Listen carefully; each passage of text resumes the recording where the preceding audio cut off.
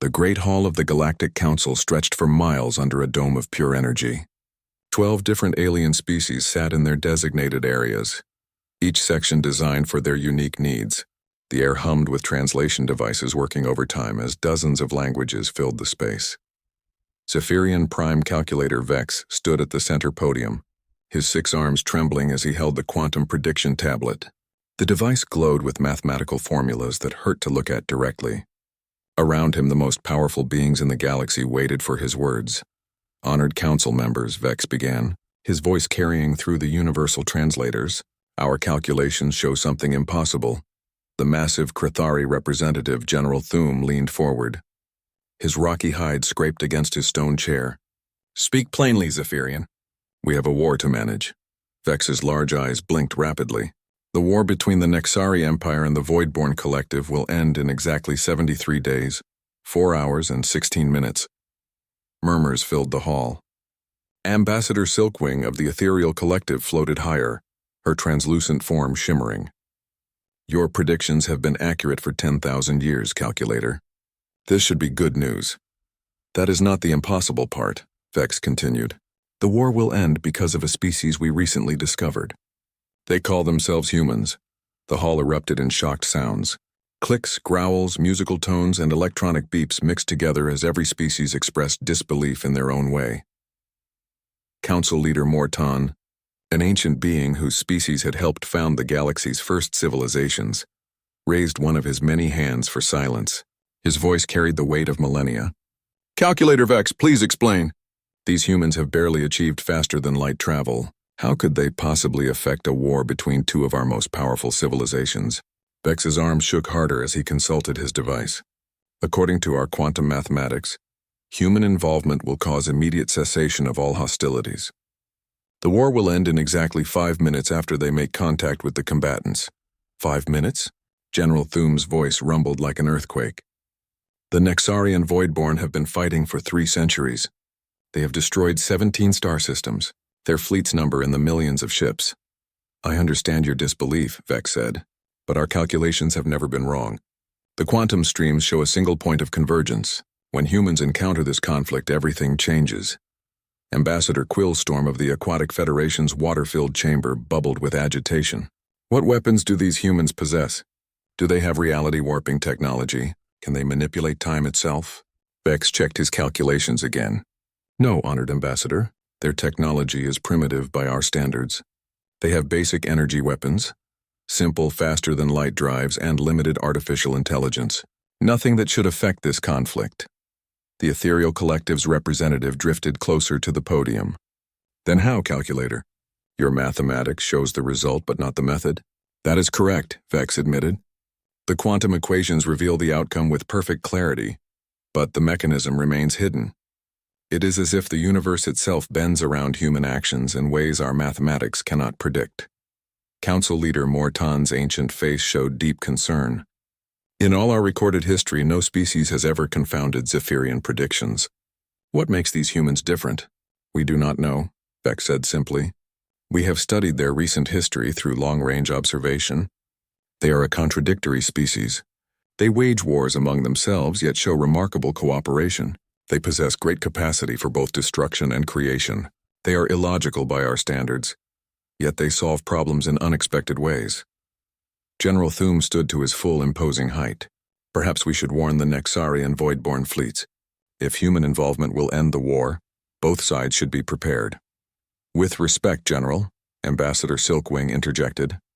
Both civilizations believe they are close to victory. They will not welcome news that some primitive species will end their conflict. The council leader nodded slowly. The calculator is correct about one thing. Zephyrian predictions have never failed. If they say humans will end this war in 5 minutes, we must prepare for that reality. But how do we prepare for something we cannot understand? Asked Dr. Mindmeld of the Telepathic Union. If we cannot predict the mechanism, we cannot plan for the consequences. Vex looked at his device one more time. There is something else. The calculations show that after human involvement, the nature of galactic conflict will change permanently. This will not simply be the end of one war. It will be the beginning of a new age. The hall fell silent. These beings had lived through countless wars. The rise and fall of civilizations and the discovery of hundreds of species.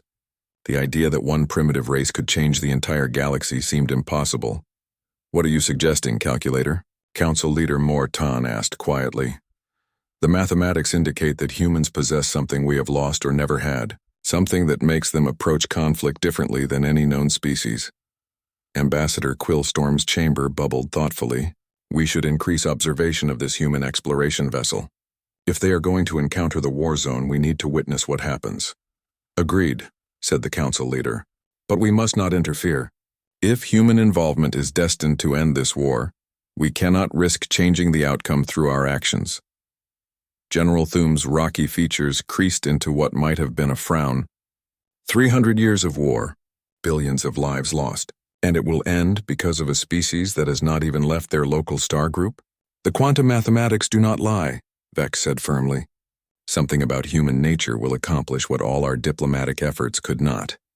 They will succeed where we have failed." Dr. Mindmeld leaned forward in his crystalline chair.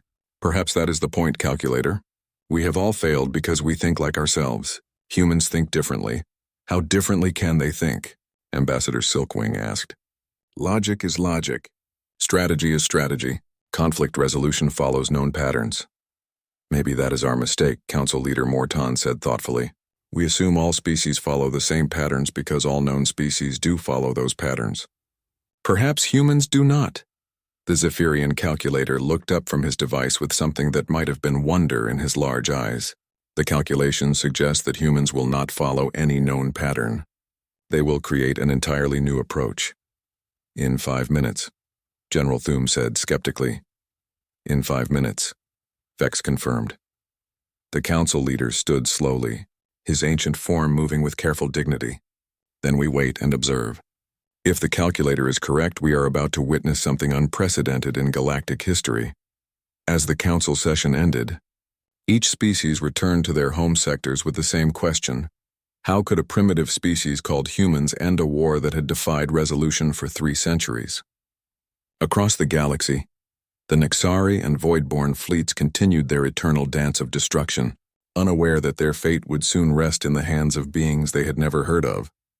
And in a small section of space, the human exploration vessel, Determination, continued its peaceful mission, carrying the galaxy's future without knowing it. Captain Sarah Chen stood on the bridge of the UES Determination, watching the main screen with growing concern. Before them stretched a field of debris that had once been a massive space battle. Twisted metal, burning fuel, and the scattered remains of ships floated in the darkness of space. "My God," whispered Lieutenant Torres from the navigation station. "What happened here?" "Sensors are picking up multiple energy signatures," reported Dr. Kim from the science station. "The weapons used here are unlike anything in our databases. Some of these ships are the size of small cities." Chen moved closer to the main screen. In her 5 years as captain, she had never seen destruction on this scale. "Are we detecting any life signs?" "Yes, Captain." Dr. Kim's voice carried excitement and worry. "Multiple survivors across the debris field. Some are in escape pods, others are trapped in damaged ships. The life support signatures are failing on at least 12 vessels." "Red alert," Chen announced calmly. "All hands to rescue stations. Medical bay, prepare for multiple casualties with unknown physiology." Commander Jackson, her first officer, stepped beside her. "Captain, we don't know anything about these aliens.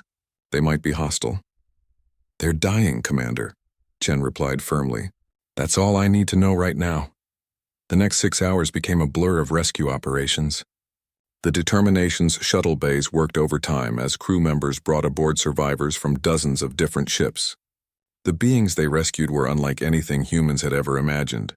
Some were tall and metallic, their bodies partly machine and partly organic. They spoke in electronic tones and had multiple arms ending in precise mechanical hands. Dr. Park, the chief medical officer, called them cyborgs and worked frantically to understand their hybrid anatomy. Others were more mysterious. They appeared to be made of living shadow, their forms shifting and flowing like liquid darkness. They communicated through patterns of light that flickered across their bodies. These beings seemed to exist partially in normal space and partially somewhere else. "Captain," Dr. Park called over the comm system, "I need you in Medical Bay 3. We have a situation." Chen hurried through the ship's corridors past crew members carrying strange equipment and alien survivors. The medical bay was controlled chaos. Human doctors and nurses worked alongside their alien patients, using improvised medical techniques. "What's the situation, Doctor?" Chen asked. Dr. Park looked exhausted. "Two of our patients are apparently commanders of the opposing fleets. The metallic one is something called a fleet commander named Crix. The shadow being calls itself War Singer Thasara. They're both critically injured, and they keep trying to kill each other." Chen looked through the transparent barrier separating two medical beds. On one side, the cyborg commander sparked with electrical discharges, his mechanical parts failing. On the other, the shadow being flickered weakly, her form barely maintaining cohesion. "They're enemies?" Chen asked. "More than that," Dr. Park explained. "According to the translator programs we've been developing, they've been fighting each other for 300 years. This battle was just the latest in a war that has consumed multiple star systems." Chen studied both patients. "Are they talking?" "Constantly. Mostly threats and insults. The cyborg keeps saying something about digital consciousness preservation. The shadow being talks about organic purity and psychic unity. They're arguing philosophy while dying." Chen shook her head. "Keep them alive, Doctor. Both of them." "Captain," Dr. Park said quietly, "they don't understand why we're saving both sides. In their experience, any species that encounters their war immediately chooses a side or runs away." Chen looked at the two dying commanders again. "Have they asked why we're helping?" "Yes, I told them it's because they're injured and we're doctors." They seem confused by this concept. Over the next few hours, Chen learned more about the massive conflict she had stumbled into. The survivors, once they realized humans were genuinely helping everyone equally, began sharing information through the translation systems. The metallic beings called themselves the Nexari Empire. They believed consciousness was too precious to lose to organic death, and worked to preserve minds in digital form. Their bodies were enhanced with technology to make them stronger, smarter, and longer-lived. The shadow beings were the Voidborn Collective. They believed consciousness must remain organic and connected to what they called the psychic realm. They saw the Nexari's digital enhancement as a corruption of natural life. "Captain," Lieutenant Torres reported from the bridge, "we're receiving communication requests from multiple sources. Big ships are approaching our position." Chen returned to the bridge to find massive fleets surrounding the Determination. On one side, sleek technological vessels bristled with energy weapons. On the other, organic-looking ships that seemed grown rather than built pulsed with strange energies. "They want their commanders back," Commander Jackson observed. "Open a channel to both fleets," Chen ordered. Two screens appeared on the bridge. On the left, a Nexari admiral with extensive mechanical modifications stared at them with glowing optical sensors. On the right, a Voidborn war leader whose shadow form writhed with anger faced them. "Unknown vessel," the Nexari admiral spoke with an electronic voice. "You have taken our fleet commander. Return him immediately or face destruction."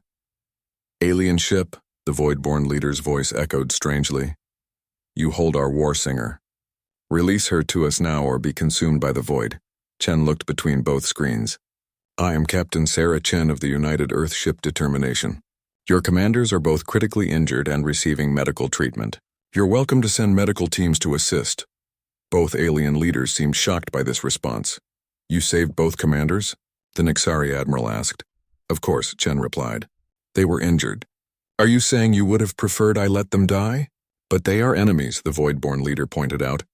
"How can you aid both sides in a conflict?" Chen considered this question. "Because they're people. Beings.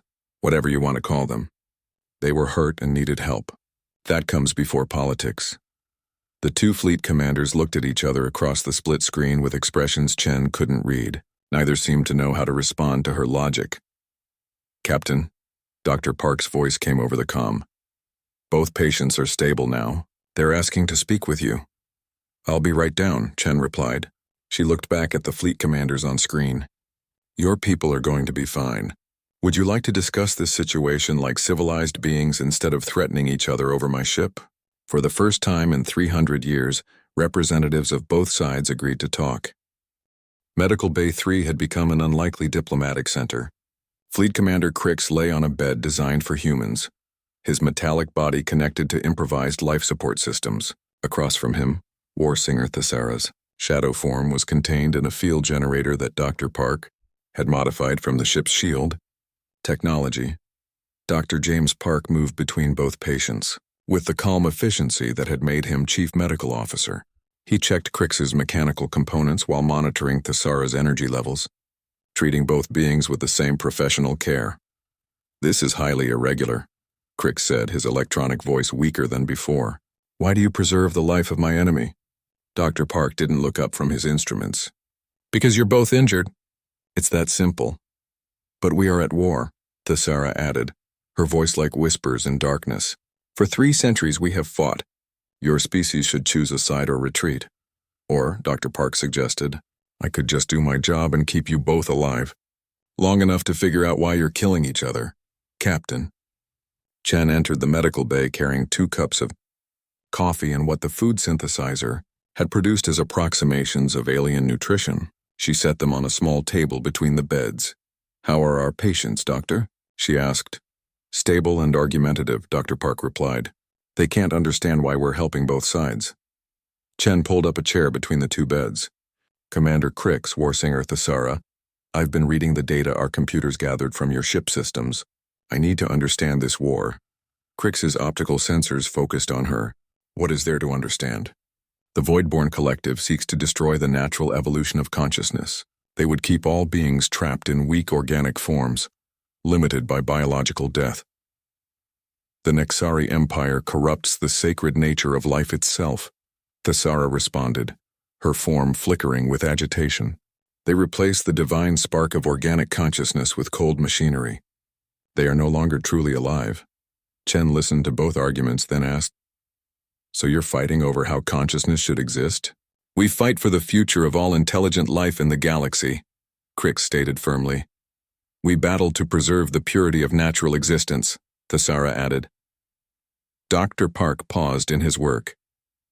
"Captain, from what I can understand, the Nexari enhance their bodies and minds with technology to extend life and capability. The Voidborn maintain purely organic forms but develop psychic abilities that connect them to some kind of collective consciousness." Chen nodded slowly. "So one side uses technology to improve themselves, and the other uses natural psychic abilities." "Precisely," both commanders said simultaneously, then glared at each other for agreeing. "But why does this require war?" Chen asked. "Why can't both approaches exist at the same time?" The medical bay fell silent except for the humming of life support systems. Both alien commanders stared at her as if she had suggested something impossible. "Because," Crix said slowly, "there can be only one correct path for consciousness evolution. The galaxy must choose," Thesara agreed. "Technology or nature. Artificial enhancement or organic purity." Chen looked between them. "Says who? What do you mean?" Crix asked. "Who decided there could only be one way?" Chen clarified. "Did someone pass a law of the universe that says all intelligent beings have to be the same?" Dr. Park stopped his work entirely. "Captain, are you suggesting what I think you're suggesting?" "Look around this medical bay," Chen said. "Dr. Park has neural implants that help him process complex medical data faster than any natural human brain could. Nurse Rodriguez over there chose to remain completely unenhanced because she believes her natural intuition makes her a better healer. They work together every day." Both alien commanders followed her gaze. Across the medical bay, humans with various levels of technological enhancement worked alongside those who had chosen to remain natural. Some had visible cybernetic implants, others had internal nano-enhancements, and still others were completely organic. "This is impossible," Thesara whispered. "How can enhanced and natural beings cooperate?" "Because they're all still people," Chen replied. "Their consciousness, their personality, their ability to care about others, that doesn't change based on whether they have implants or not." Commander Jackson's voice came over the comm system. "Captain, we're getting urgent messages from both fleets. They want to know why the negotiations are taking so long." Chen looked at both patients. "Would you like to talk to your fleets? Together?" "Together?" Crix asked. "You're both conscious beings who care about your people," Chen said. "Maybe it's time to remember that instead of focusing on your differences." Dr. Park activated the communication system, connecting the medical bay to both fleets. The screens showed the Nexari Admiral and Voidborn war leader from before, along with their command crews. Fleet Commander Crix, the Nixari admiral said. Report your status.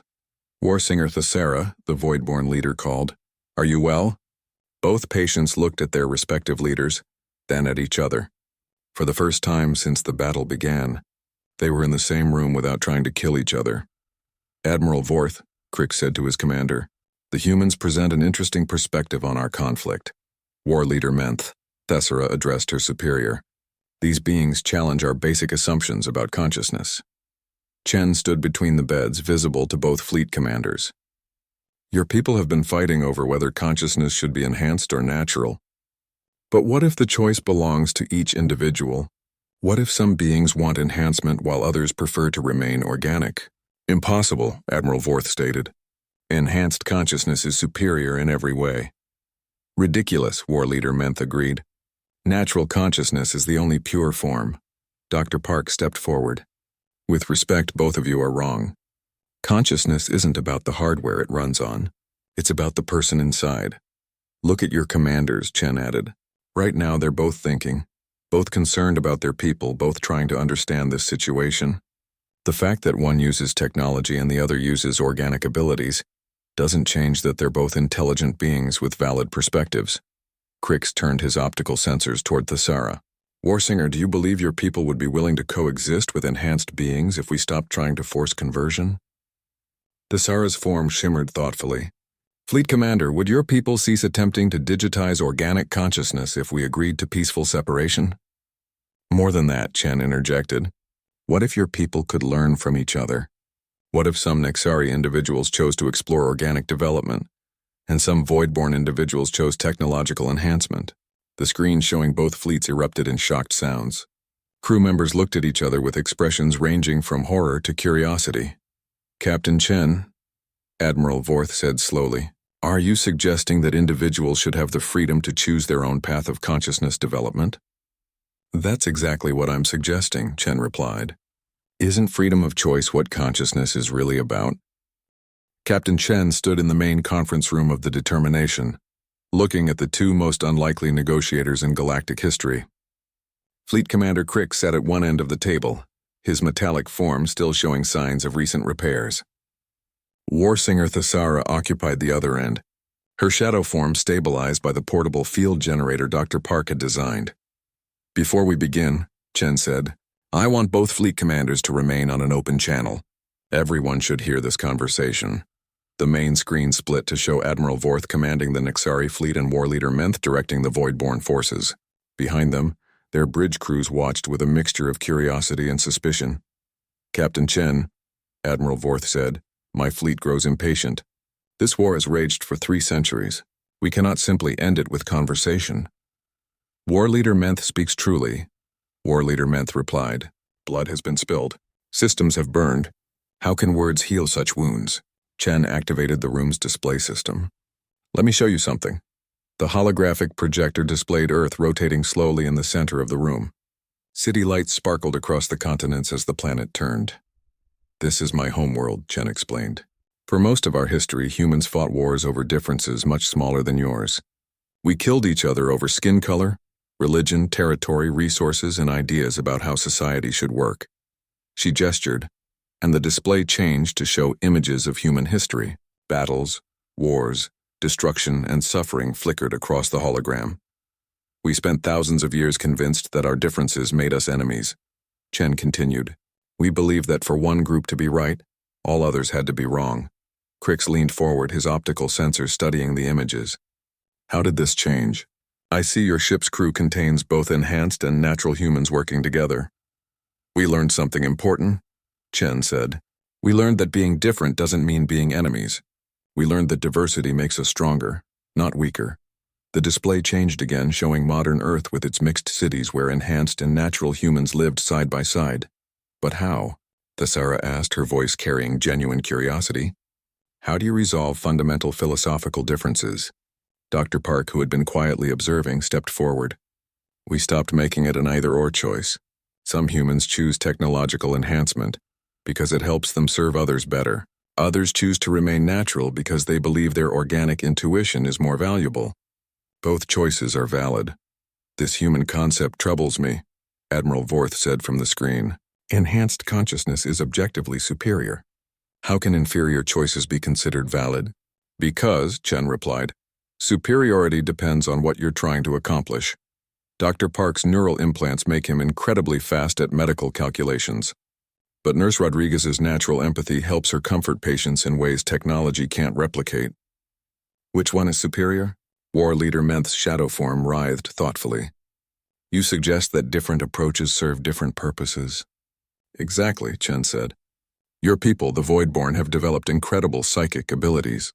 You can share consciousness, communicate across vast distances, and understand emotions in ways that enhance cooperation.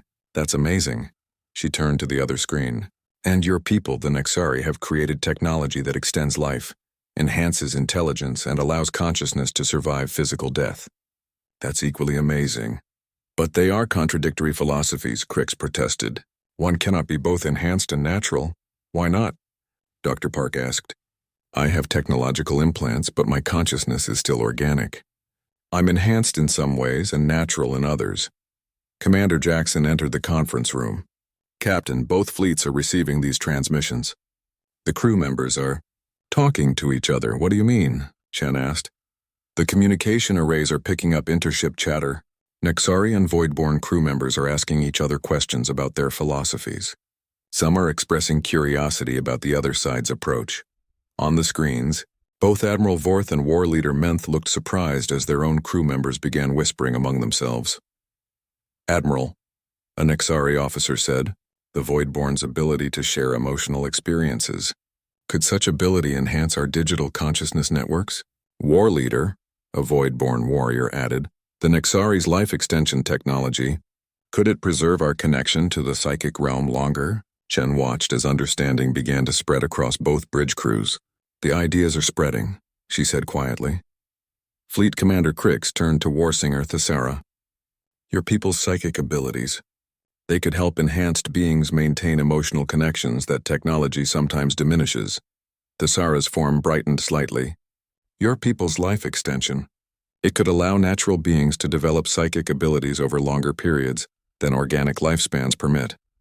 You're talking about cooperation, Chen said, about learning from each other instead of destroying each other. The communication channels erupted as crew members from both fleets began talking directly to their counterparts. Questions flew back and forth about technology, psychic abilities, philosophy, and the possibility of combining approaches. This is unprecedented, Admiral Vorth said, watching his crew engage in friendly conversation with their former enemies. Our people are curious about Voidborn methods. Our warriors ask questions about enhancement possibilities, War Leader Menth added. They wonder if technology could strengthen their psychic connections. Chen looked at both fleet commanders. What if some of your people chose to learn from each other?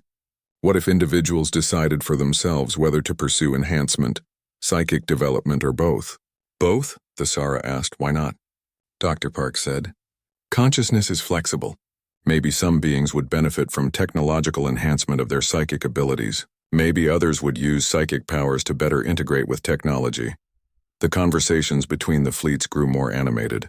Crew members who had been enemies minutes before were now sharing technical data and philosophical insights. Admiral Vorth, one of his officers, called. The Voidborn say they could help us maintain emotional balance during consciousness transfer procedures. War Leader Menth, a Voidborn warrior, reported. The Nexari believe their memory enhancement technology could help us preserve important psychic experiences. Chen watched as the change swept through both fleets.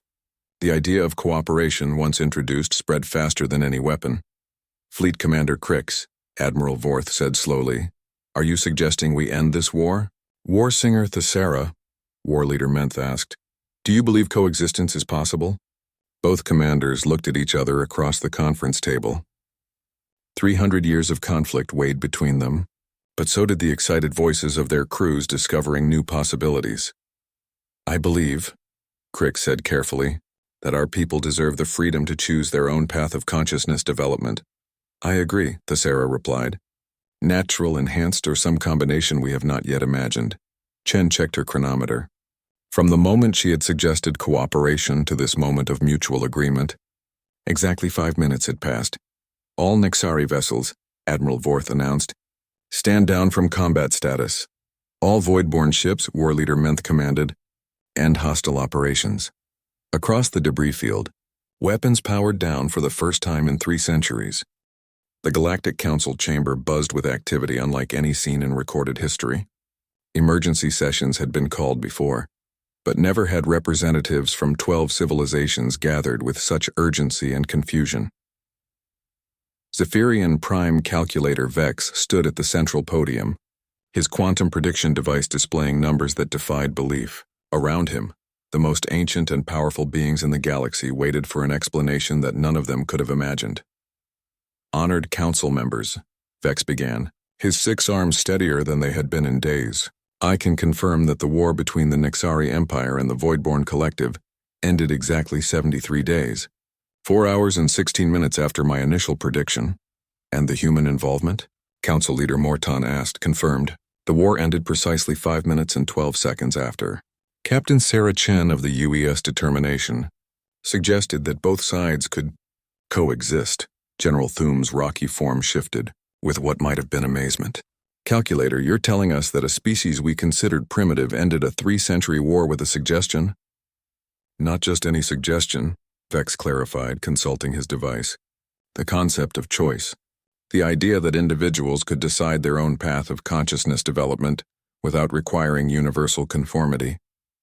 Ambassador Silkwing floated higher in agitation. This is impossible. All known species choose sides in philosophical conflicts. It is the natural order.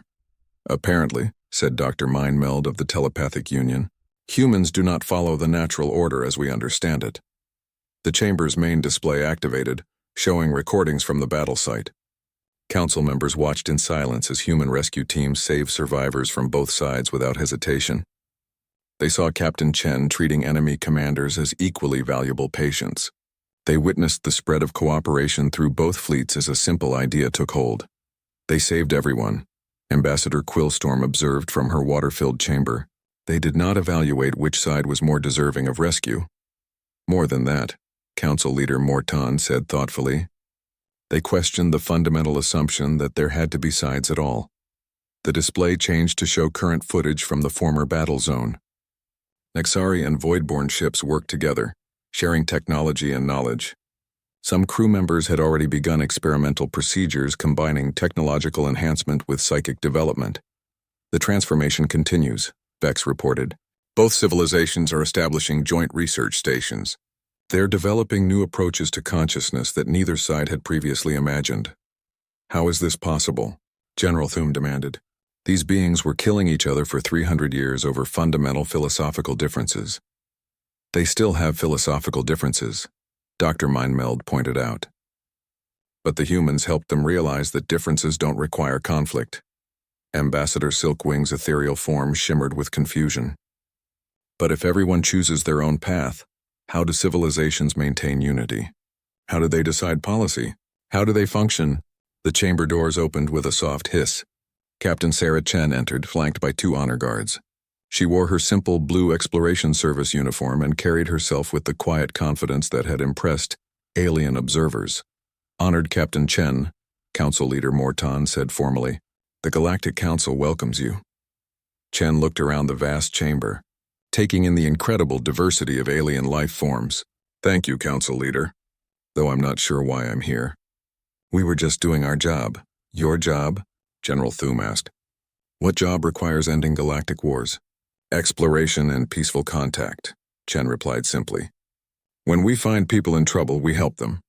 When we find conflicts, we try to understand them. It's not complicated. Vex stepped forward, his quantum device humming. Captain Chen, do you understand what you accomplished? You ended a war that has consumed 17 star systems and billions of lives. Chen looked genuinely surprised. We didn't end anything. Crix and Thesara ended the war. Their people chose to stop fighting. We just asked some questions. What questions? Ambassador Quillstorm inquired. Why does it have to be either or? Chen said. Why can't people choose for themselves? Why does everyone have to be the same? The council chamber fell silent as the simplicity of the human approach sank in. These were questions that none of their civilizations had thought to ask. You challenged the basic assumption, Dr. Mindmeld said slowly. You questioned whether philosophical differences require conflict. Of course they don't, Chen replied. Look around this chamber. 12 different species. 12 different approaches to consciousness, intelligence, and existence. You're not at war with each other. Council leader Morton's ancient features showed something like wonder. We maintain peace through rigid protocols, careful treaties, and complex diplomatic systems. We never considered that beings could simply choose coexistence. But how do you maintain order? General Thum pressed. How do you prevent chaos when everyone chooses their own path? Chen thought for a moment. The same way you maintain order here. You respect each other's differences, you focus on common goals, and you remember that diversity makes you stronger. Captain, Vex said, my calculations suggest that your approach will fundamentally change how conflicts are resolved throughout the galaxy. You have introduced a new paradigm. I didn't introduce anything, Chen protested. I just applied basic human common sense. When people are different, you help them find ways to coexist. When they're fighting, you remind them why cooperation is better than conflict. Ambassador Silkwing drifted closer. This human common sense, it appears to be uncommon among galactic civilizations. Maybe because you've been thinking about this wrong, Chen suggested. You've been so focused on which way is right that you forgot to ask if there needs to be only one right way. Council leader Morton stood slowly. Captain Chen, the Galactic Council would like to invite humanity to join as mediators and advisors. Your perspective on conflict resolution could prevent future wars. Chen looked surprised. We're not conquerors or rulers. We're explorers. Exactly, said Dr. Mindmeld. You explore possibilities that others cannot see. The mathematics support this proposal, Vex added.